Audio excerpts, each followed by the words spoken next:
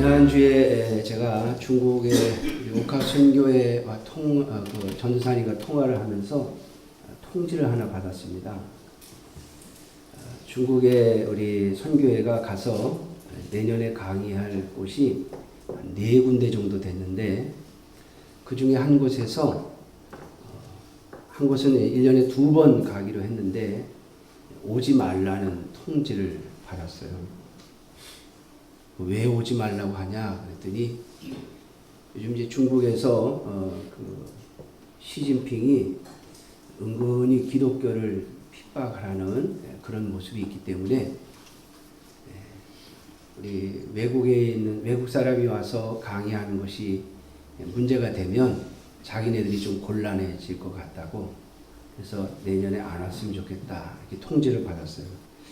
갑자기 강의할 곳이 2곳이 없어지는 바람에 제가 내년 계획표를 짜는데, 우리 선교회 목사님들 중에서 13분이 중국에 가서 강의를 하시는데, 내년에 가서 강의할 곳이 11곳밖에 없어요. 그래서 한 곳에 2분을 보내고, 그러고 나서 제가 안 가려고 계획표를 짜가지고 중국에 이제 보냈습니다. 내년에 이렇게 강의를 할 것이다. 그걸 보냈더니 중국에 있는 전사님이 저한테 그래요. 왜 목사님은 없습니까? 내년에 보니까 강의할 데가 없으니까 내년에 내가 한번 쉬면 좋겠다. 그랬더니 그분이 그래요. 목사님만 고생 안 하려고 그러시죠? 이러더라고요. 다른 분들은 다 고생하는데 보내고 강의할 곳이 없다는 이유로 목사님만 한 해 빠지려고 그러시죠? 여러분, 솔직히 그런 마음이 있습니다. 가면 갈수록 점점 힘들다는 생각을 점점 많이 하게 돼요. 이동하는 것도 힘들고, 이제 점점 나이가 먹어가면서 한 해 한 해 갈 때마다 더 힘들어지고, 또 사실 중국이라는 나라가 요즘에는 여러분들도 뉴스를 봐서 아시겠습니다만은 1인 독재 체제로, 1인 지배 체제로, 집단 지배 체제에서 1인 지배 체제로 시진핑에게로 권력이 이렇게 몰려가는 그런 시기이기 때문에 기독교에 대해서 좀 더 감시를 강화하는 그런 모습 속에 있습니다. 그래서 중국의 마음도 다니기가 쉽지 않은 그런 상황에서 한번 쉬려고 했더니 저한테 목사님만 고생 안 하고 싶어서 그러시죠? 그러더라고요. 제 마음을 들켜버렸어요. 여러분, 우리가 하나님의 일을 함에 있어서 내 자신을 희생시키지 않고는 하나님의 일에, 하나님의 역사에 쓰임을 받을 수가 없습니다. 오늘 본문에 보면 요셉이라고 하는 사람이 등장을 하는데요. 오늘 읽은 본문에 보면 예수님의 나심이 이러하니라. 예수님께서 이 땅에 오실 때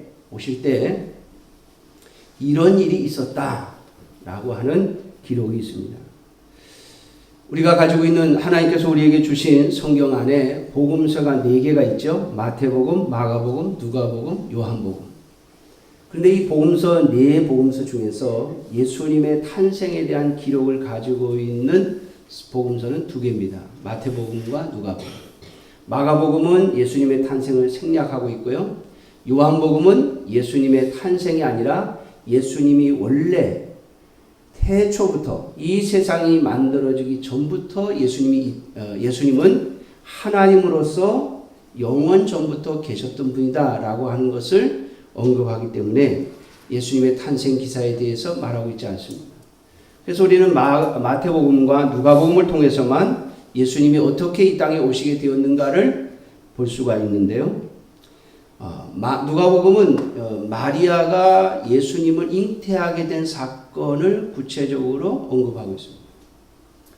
오늘 본문보다 누가복음을 먼저 생각해 보면, 마리아가 예수님을 잉태하게 될 때에 천사가 와서 미리 예고를 해줍니다. 내가 하나님의 능력, 곧 성령의 능력으로 아이를 잉태할 것인데 그 아이의 이름을 예수라고 하라. 마리아가 이 말을 듣고요, 깜짝 놀라서 반문을 합니다. 나는 남자를 알지 못하는데, 나는 남자를 가까이 한 적이 없는데 어떻게 내가 아이를 가질 수 있습니까? 천사는 마리아에게 네가 가진 그 아이는 성령으로 된 것이다, 이렇게 설명을 합니다. 여러분, 성령으로 됐다는 말이 무슨 말입니까? 하나님의 능력으로 됐다는 뜻이에요. 여러분, 이 세상이 어떻게 만들어졌습니까? 누구의 능력으로요? 하나님의 능력. 이 세상을 하나님께서 창조하셨다고 우리는 알고 있고 믿고 있습니다. 마리아 또한 유대인이기 때문에 그는 어려서부터 성경을 들었습니다. 하나님이 세상을 창조하셨다.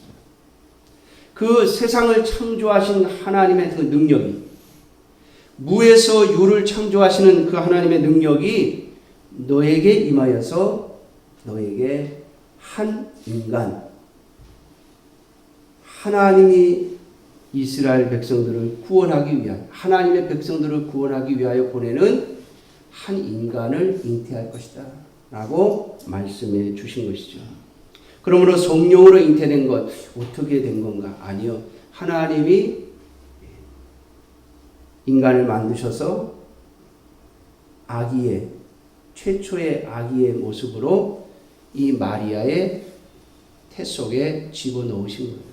이게 성령으로 잉태된 겁니다. 우리는 좀 공부를 하신 분들은 다 알죠? 어떻게 아이가 만들어지는지. 제일 처음에 만들어진 게 수정체라고 그러죠. 그 수정체의 모습으로 하나님이 그걸 수정체를 창조하셔서 마리아 태 속에 집어넣으신 거예요. 이게 성령으로 잉태됐다는 뜻입니다. 그러므로 예수님은 마리아의 피도 요셉의 피도 한 방울 섞이지 않은 분입니다. 마리아의 몸을 빌렸지 마리아의 피를 빌리지 않았습니다. 무슨 말인가 하면 마리아의 난자를 활용하셔서 예수님을 주신 게 아니에요. 하나님의 창조의 능력으로 마리아도 요셉도 아닌 인간의 그 어떤 피도 섞이지 않은 새로운 창조물, 두 번째 아담을 마리아의 태 속에 집어넣으신 것을 말하는 겁니다. 이렇게 마리아가 하나님의 천사의 말을 듣고 이것이 어떻게 가능합니까? 라고 물을 때에 천사는 마리아에게 그렇게 대답합니다. 하나님의 말씀은 능치 못함이 없느니라. 믿습니까? 여러분, 하나님이 세상을 무엇으로 창조하셨어요? 말씀. 그러므로 마리아의 태 속에 새로운 인간, 온 인류를 구원할 두 번째 아담으로부터 시작해서 실패한 인간의 구원이 이제 새롭게 두 번째 아담이신 예수님을 통해서 이루어지도록 하나님께서 두 번째 인간을 만드셔서 창조하셔서 마리아의 태 속에 넣으신 겁니다. 자, 그때 마리아가 왜 이 천사가 하는 말을 여러분 받아들이지 않으려고 했을까요? 그것은 그냥 믿어지지 않아서뿐만이 아니라 만일 자기에게 아이가 생겨서 자라면 자기는 어떤 사람이 됩니까? 부정한 여인이 됩니다. 마리아의 말처럼 분명 요셉과 약혼을 했습니다마는 동거하지 않았고 아직 남자를 알지는 못하는 상태에서 약혼자가 있는데 내 배가 불러오면 여러분 그 뒷감당은 누가 합니까? 마리아가 우리와 똑같은 인간이라면 우리와 똑같은 생각을 했을 겁니다. 이거 큰일이다. 여러분, 요즘에 청문회 하는 걸 보면은 정말 답답해요. 아무도 내가 했다는 사람이 없고 잘못했다고 하는 사람이 없어요. 분명히 문제는 터졌는데 다 나는 모른대. 다 나는 아니래요. 나는 그런 일을 한 적이 없대요. 증거가 나오기 전에는 절대 시인을 안 하는 모습들을 봅니다. 그런데 저는 그걸 보면서 그런 생각을 했어요. 만약 내가 저 사람 입장이라면 나는 했다고 말할 수 있을까? 특별히 그 2대 교수들 나와서 얘기하는데 보니까요. 분명히 부정 입학을 시켰는데 거기에 내가 했다고 하는 사람 한 사람도 없어요. 분명히 점수를 불법으로 줘서 지금 그 정유라 씨가 입학 취소가 됐잖아요. 근데 내가 했습니다라고 하는 사람 한 사람도 없어요. 근데 만약 그 중에 누구든지 이거 내가 했습니다라고 말하게 되면 그 사람은 지금까지 쌓아온 모든 것을 잃습니다. 여러분, 그게 나라면 내가 했습니다라고 말할 수 있을까요? 제가 그런 생각을 한번 해봤습니다. 나라면 그렇게 말할 수 있을까? 사랑하는 성도 여러분, 마리아 자신의 배가 불러오면 그는 모든 것을 잃을 수 있습니다. 아니, 유대인들의 풍습에 의하면 마리아는 돌에 맞아 죽습니다. 사람들이 물을 겁니다. 그 아이의 아빠가 누구냐? 마리아가 뭐라고 대답하겠어요?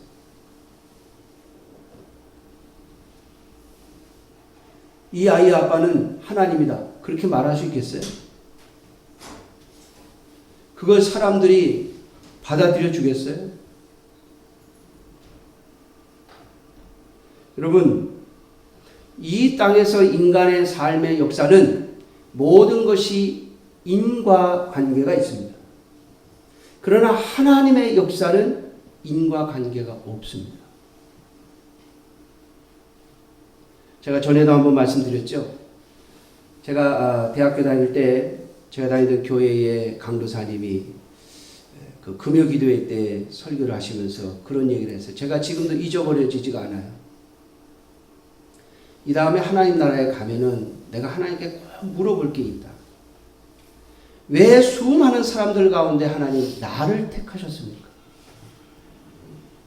왜 많은 사람들이 있는데 그 사람들 중에 왜 내가 예수 믿는 사람이 되어서 하나님 나라에 왔습니까?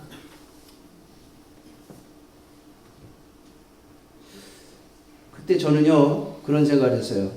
나도 한번 가면 물어봐야겠다. 이 다음에 하나님 앞에 가면 나도 한번 물어봐야지. 그랬는데 여러분, 제가 신학을 하면서 그리고 이제 목사가 되어서 목회를 하면서 전도사가 되고 목사가 되어서 목회를 하면서 제가 그 답을 이미 알았어요. 여러분, 성경이 뭐라고 하는지 아세요? 이유가 없다라고 말해요. 이유가 없어요. 하나님의 역사는 인과 법칙에 의해서 되는 게 아니에요. 사람의 삶의 과정은 모든 것이 인과율에 연결되어 있습니다. 그렇지 않습니까? 아무도 한 사람이 없는데 어떻게 자격이 없는 사람이 합격을 합니까? 아무도 잘못한 사람이 없는데 수업에 한 번도 나오지 않았는데 어떻게 점수가 나옵니까? 말이 안 되는 거죠. 누군가 한 사람이 있어요. 누군가 부정을 저질렀어요. 그래서 결과가 나온 겁니다. 그런데 하나님의 역사는 인간의 이 이성으로 그 원인을 찾을 수 없는 경우들이 많아요. 이 마리아의 뱃속에 잉태된 예수님. 여러분, 이 인간의 방법으로 아무리 연구해봐도 안 되죠. 그렇기 때문에 마리아는 아마 아무 답도 못하고 돌에 맞아 죽을 수도 있는 거예요. 그런데 마리아는 그것을 받아들여요. 그리고 나서 이제 마리아의 배가 불러오자 오늘 본문의 이야기가 시작됩니다. 요셉이 보니까 마리아의 배가 불러오는 거예요. 어떻게 된 거냐? 그랬더니 임신을 했다는 거예요. 근데 마리아가 이제 설명을 했겠죠. 뭐라고요? 이게 천사가 나타나서 성령으로 하나님의 능력으로 잉태가 된 것이다. 여러분, 요셉이 이거 이해가 됐겠습니까? 그러냐? 하나님이 잉태하셔서 그래, 내 약혼자 참 귀하다. 그랬겠습니까? 오늘 본문에 보면 요셉이 가만히 끊고 자였습니다. 다시 말하면 파혼을 해주려고 했어요. 파혼을 해주고 요셉은 생각하기를 진짜 애 아빠랑 결혼하라는 거죠. 내가 파혼을 해줄 테니까 진짜 아빠랑 다시 얼른 약혼하고 결혼하라는 거죠. 그래서 마리아를 곤란하지 않게 하려고 하는 마음을 가졌습니다. 그런 의미에서 요셉은 의로운 사람이라 말한 거예요. 정말 마리아를 사랑한 사람이죠.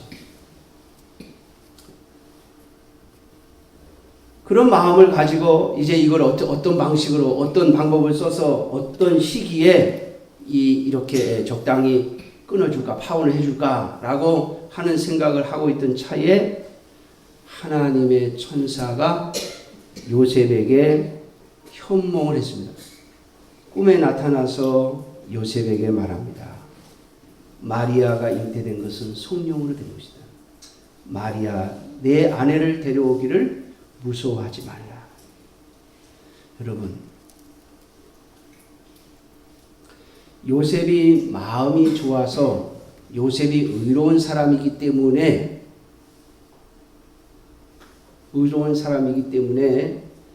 하나님 앞에 쓰임받은 것이 아닙니다. 요셉 또한 하나님의 은혜를 입었습니다. 하나님께서 요셉에게 나타나셔서 은혜를 베푸신 것이죠. 그래서 요셉은 꿈에서 깬 후에 하나님의 사자의 분부대로 행하여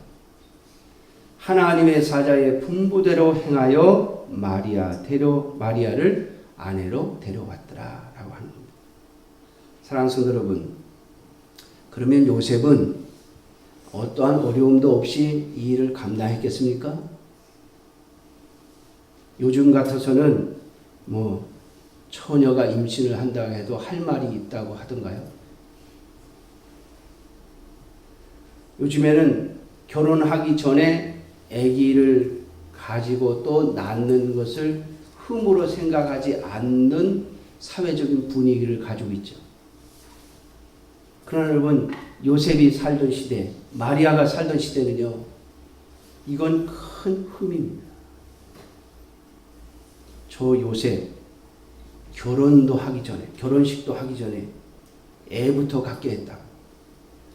여러분, 마리아나 요셉만 하나님이 그렇게 말씀하셨으니까, 천사를 통하여 듣게 하셨으니까, 천사를 통하여 명령하시고 알게 하셨으니까 하나님의 능력으로 잉태된 것을 알았지, 주변의 모든 가족들과 친척들 그 누구도 그걸 믿어주지 않았을 겁니다.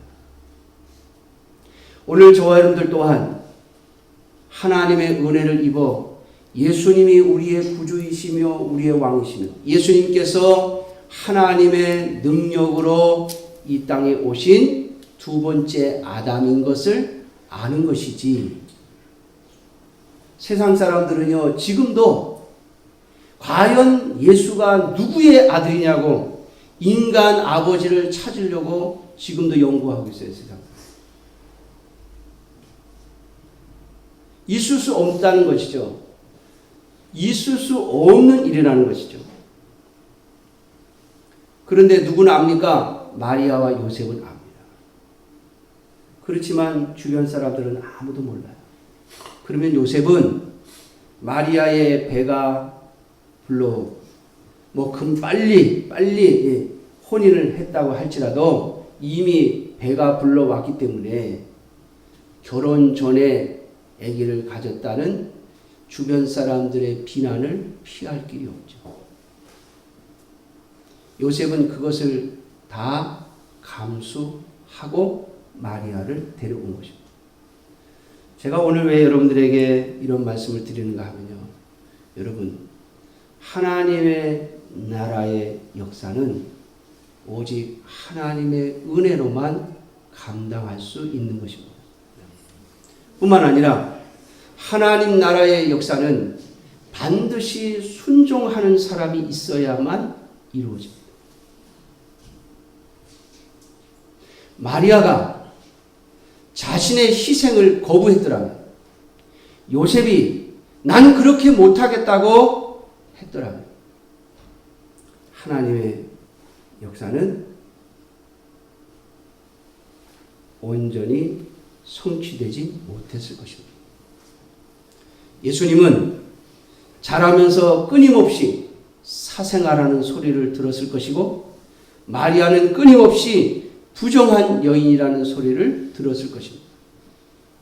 그러나 그 모든 희생을 감수하고 하나님의 명령을 받아들인 마리아, 그리고 자신에게 돌아올 모든 비난의 화살을 감수하고 하나님의 명령을 받아들인 요셉, 이 두 사람의 희생이 있었기에 예수님은 이 땅에 오셔서 우리의 구원주로서의 사역을 감당하실 수 있었던 것입니다. 오늘 저와 여러분들이 그리스도인으로서, 하나님의 백성으로서 하나님의 나라를 위하여 진정으로 쓰임을 받고 싶다면 우리 자신을 희생시키지 않고는 결코 쓰임을 받을 수가 없습니다. 오늘날 기독교가 무너졌다는 소리를 하고 기독교가 많은 비난을 받습니다.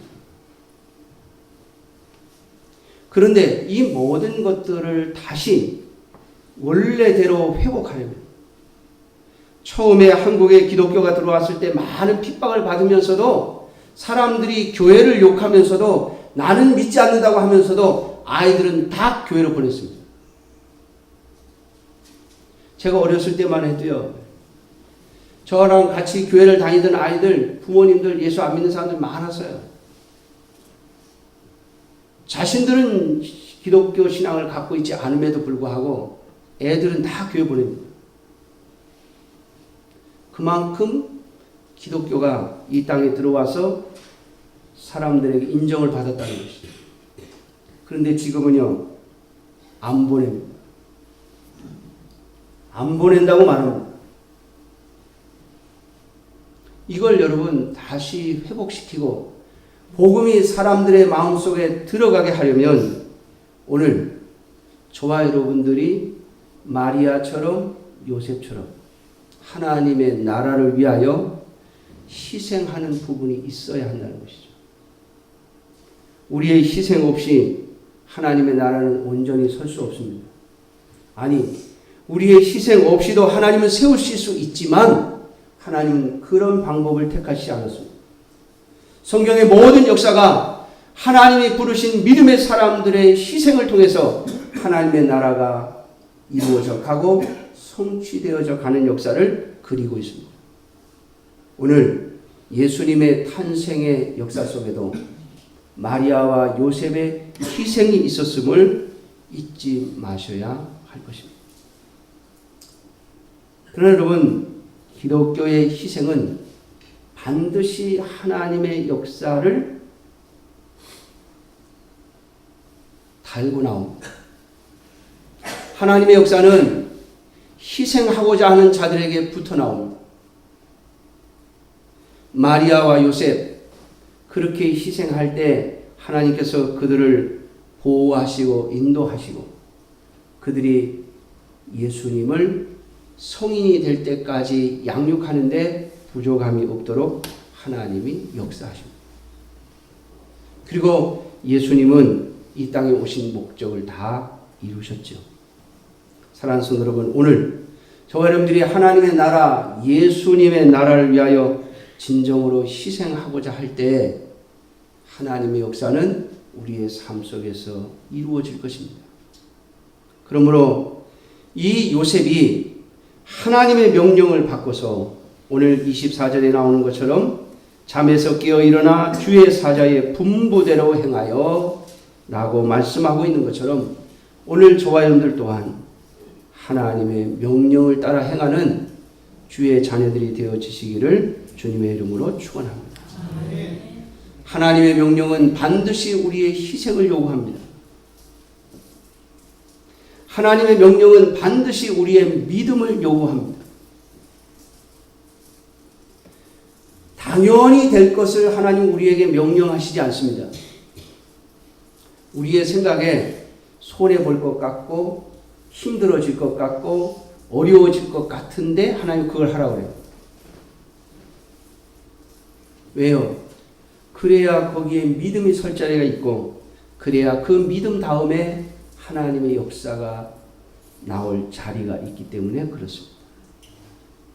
그러므로 사랑하는 성도 여러분, 오늘 요셉과 마리아가 예수님의 탄생의 역사 속에 쓰임을 받았던 것처럼 오늘 이 시대에서 다시 예수님의 이름이 높아지고 예수님의 이름이 영광을 받으시는 일에 저와 여러분들이 쓰임 받기를 주님의 이름으로 축원합니다. 기도하겠습니다.